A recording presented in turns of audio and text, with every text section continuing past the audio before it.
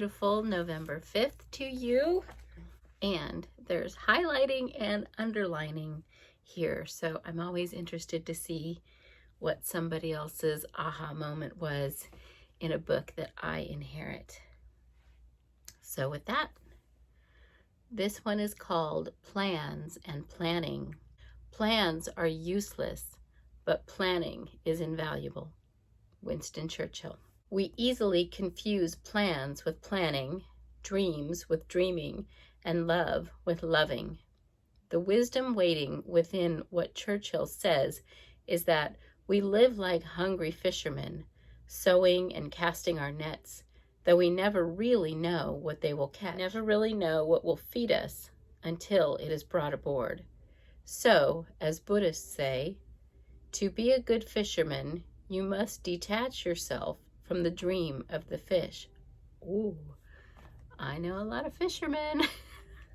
They are not detached from the dream of the fish. This makes whatever is caught or found a treasure.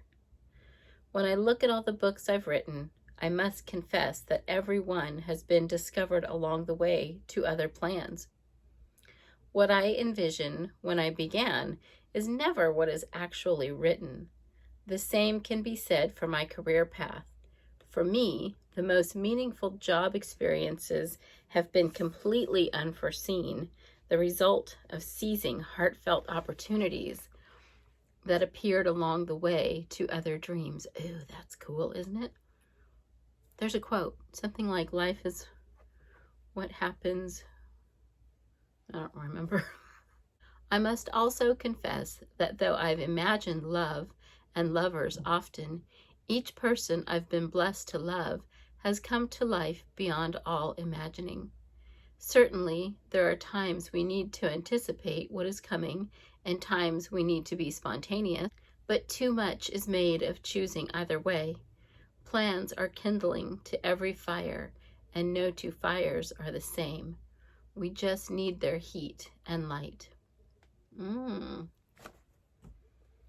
That's a very interesting way to look at it.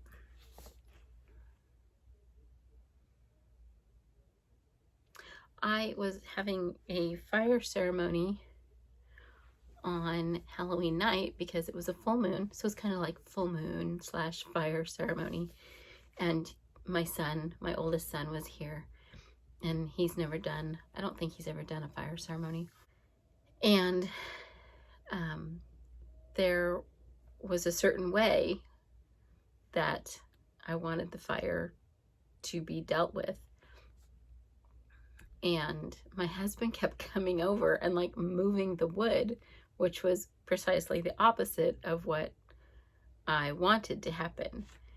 And he was actually extending what needed to happen. So for me, I was waiting for the fire to die down, and the wood, the way it was, the fire would have died down probably pretty quickly because the wood was kind of wonky. But he kept coming over and touching it, and I was like, stop touching it. And he couldn't help himself. You know, he's a man. He has to tend the fire, I guess. I don't know.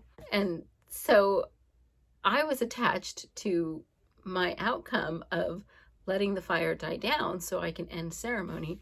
And he was attached to the idea of keeping the fire going and keeping the wood, you know, in the little thing that it was burning in. And so that was kind of funny. So I sat out there for a lot longer than I should have, waiting for the fire to die down enough to be safe. But that's okay. I had to let go of my attachment to what I wanted from that fire and from that ceremony, and just kind of go with whatever happened.